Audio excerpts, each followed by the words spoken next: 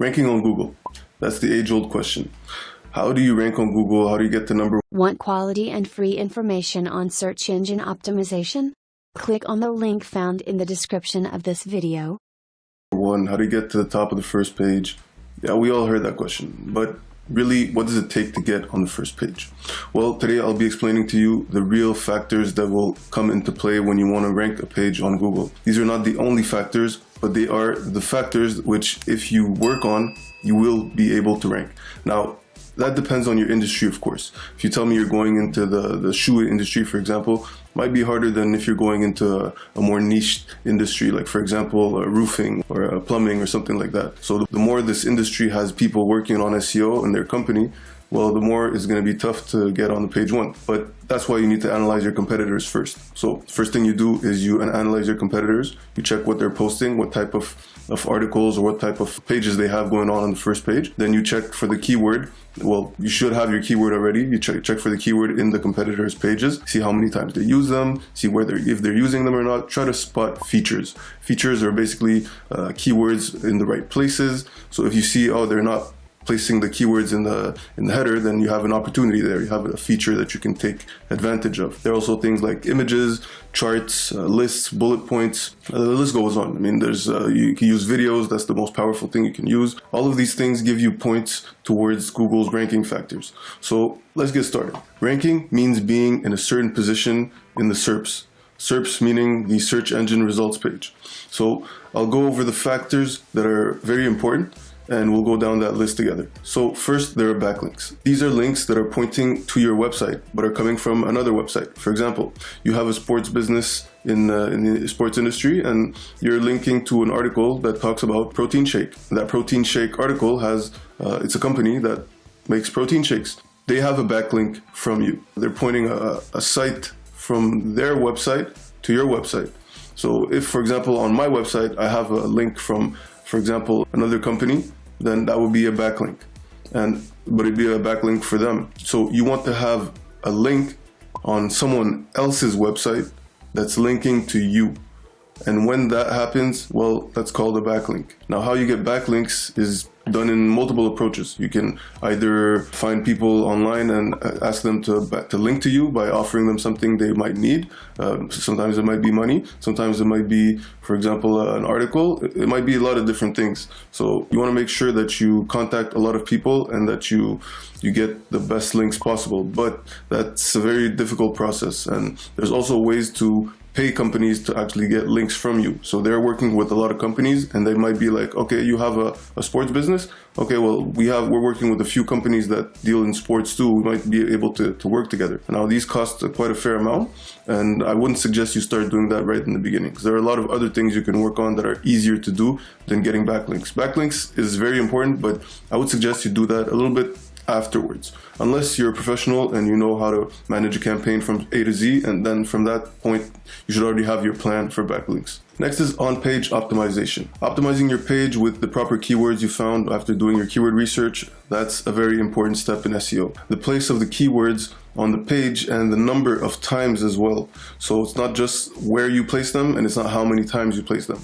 If you place them too many times, then that's bad. Stuffing the page with a bunch of keywords is not recommended, and placing the same keywords multiple times isn't either. Each page should target only one keyword. You shouldn't be targeting a bunch of keywords with one page. In time, once you start ranking for your main keyword, then you'll probably get other keywords that start ranking for the page as well, and that'll come naturally. At some point, when you find very good keywords, you might want to switch, but that's a choice. I mean, you shouldn't touch it in the beginning. You should leave it run for a few months and see what it comes, see the fruits that it'll bring. So if you place too many keywords on a page, that's affecting your keyword density. Your keyword density is the number of times your keyword is on a page compared to the number of words on the page. So you should do something roughly about 1 to 2%. That's about 5 keywords per 500 words. You shouldn't go more than that. That'll just be keyword stuffing, and Google penalizes sites that do that. Internal linking. Making sure that each page has a link to different pages to your site. Yes, you have your menu with all the links on top, but that's not enough. You need other links inside your page that are linking to other pages. For example, if you read an article on the benefits of honey, then you'll want to link to another page where you talk also about honey or the benefits of honey. This can be done in many different ways, but I'll show you an example right now. So I have an article called Benefits of Honey, and I have another article called 3 Best Foods to Use Honey in. For example, in the intro or anywhere in the article, I could mention something like, oh, and by the way, check out where you can use honey and get these benefits in this article. And then you link to that other article, which is where to use honey, 3 things to use honey in. And so that's how you use internal links. For an article that's about 500 words, you want to keep it to about 2 internal links, maybe 3, but that's a lot. Once you get, for example, a 1,000-word article, you might want to put 3 internal links. You have 2,000 words, you might want to do something like 3, 4, maybe 5, maybe even 6. You get the point. You shouldn't go overboard, and you shouldn't do just 1 or 2.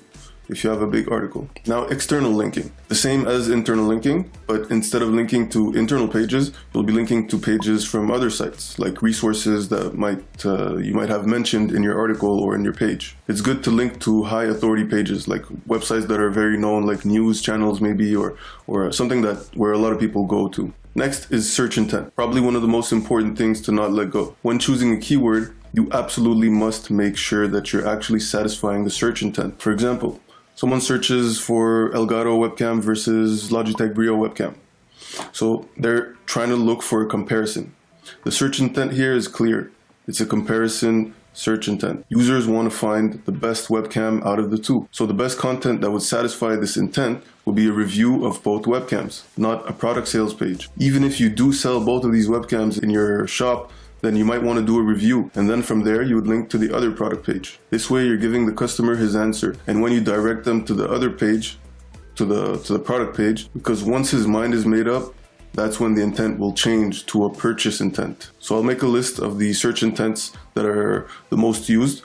Regularly there are about 4, but you can go to 6 as well. The first one is a navigational, which is not our brand. So that means someone is searching, for example, for a Subway login page. So if they're looking for the Subway login page, what does that tell you? That means they're looking for the page to log in Subway. But if, for example, McDonald's appears, that means McDonald's is ranking for Subway's navigational keyword, which is very strong. That's a very good move, but it's hard to do as well. The second one is navigational, which is our brand. So that means that the person is looking for example, the Subway login, and they find Subway login. Then in that case, that's a keyword that we have, and it's our brand. So it's not really strong because it's normal. You should be ranking for your own page. That's one of the first things you need to make sure of. If a competitor is ranking on your keyword, that's a bad sign. Next is the informational intent. Informational intent is when someone is looking for information on something. They're scouring the internet to find an answer. They're looking for something. They're looking for information. They want to consume information. Blog posts will be informational intent driven most of the times. Then we have comparison intent. Comparison intent is when you're comparing 2 different products. So the customer is already lower on the funnel. They're already decided by the products. They know which products they want, but they're not sure. So they're looking for a comparison between 2 products. Next is the investigative intent. I should have said that one before because it actually goes before that one.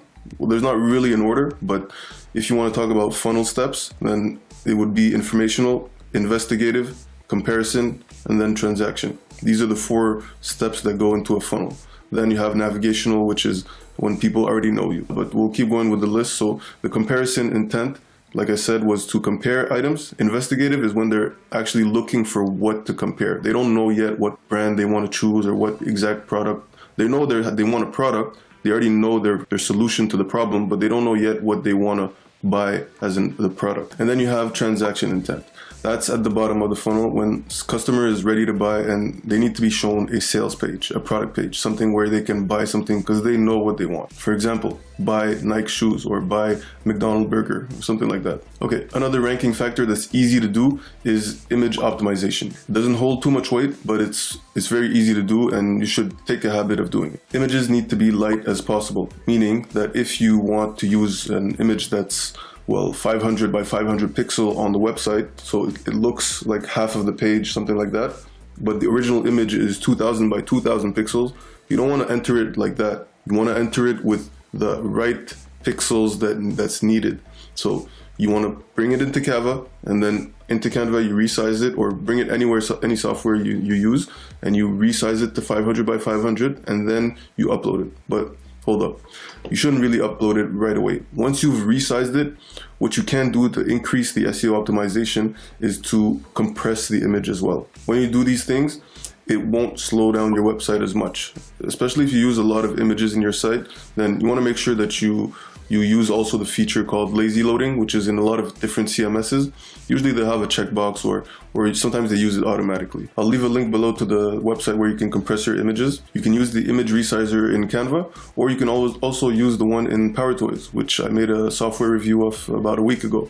So check out the description, and you can also see the video somewhere here. But PowerToys is much more than just an image resizer. It's just one of the tools it has. I suggest it strongly. So next we have page load speed. This is the amount of time your site takes to load up and to have all of the images ready and all of its features up and going. You want to go to GT metrics or Google Page Speed Insight, and you want to plug in your website there, and it'll give you not 100% accurate answer, but it'll give you scores on many different things. Your page load speed is affected by, for example, your images, if you have high quality images, or if you don't resize them, if you don't change the resolution. There's a lot of things that affect a page load speed. There's a lot of technical stuff, but some things you can easily change. Next is mobile friendliness. Now, I won't go into details for that. You all know that your website should be fully responsive in 2022, and that's just a fact. Your URL slugs. So the end of your URL should always be a keyword. That's tough to do because it's difficult to have an URL that's shaped exactly for your page. So for example, you have a page that's called Best Honey Benefits for 2022 to use in your meals. Well, you're not going to plug that into your URL, but you might want to use just the seed keyword, like for example, honey benefits or something like that. It's not a must, and you shouldn't do it if it's going to make it weird. Remember, client is first. It's not about optimizing for SEO first, for Google first. It's about optimizing for the client or for the user, and then for the search engine. Remember, if it looks weird, don't do it. You should optimize for the users first, not for the search engine. First, you think about what the user is going to see and if it looks good for them, and then you optimize it better for the search engine to understand that. CTR. That's the number of times a page is clicked, and that's shown as a percentage. So the number of times the people come to your website is the number of times that they've clicked through it.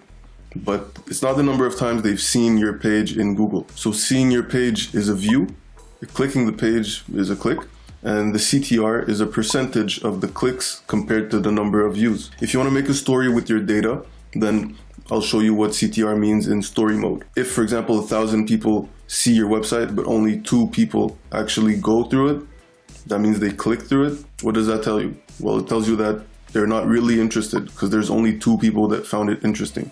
So you need to change something. Changing your title tags is a very good way to test CTR. You can do A/B tests, or you can just change it after 1 month or 2 months and see what the results give you.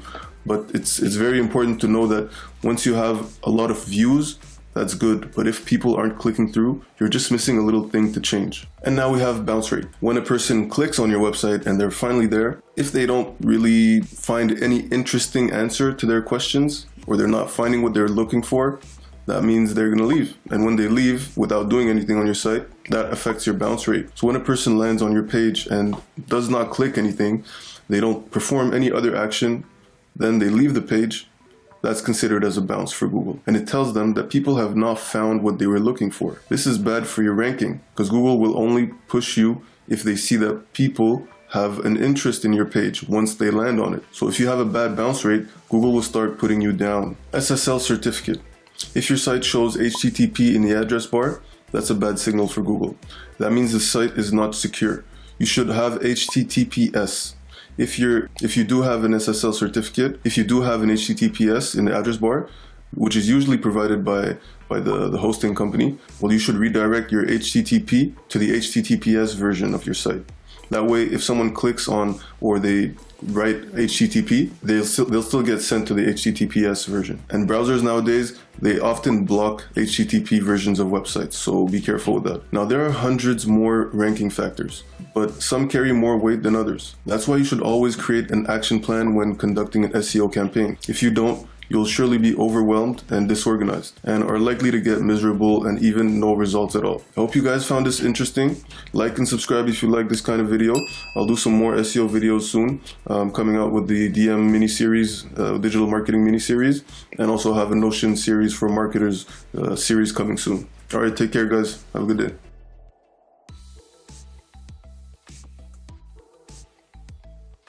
Want quality and free information on search engine optimization?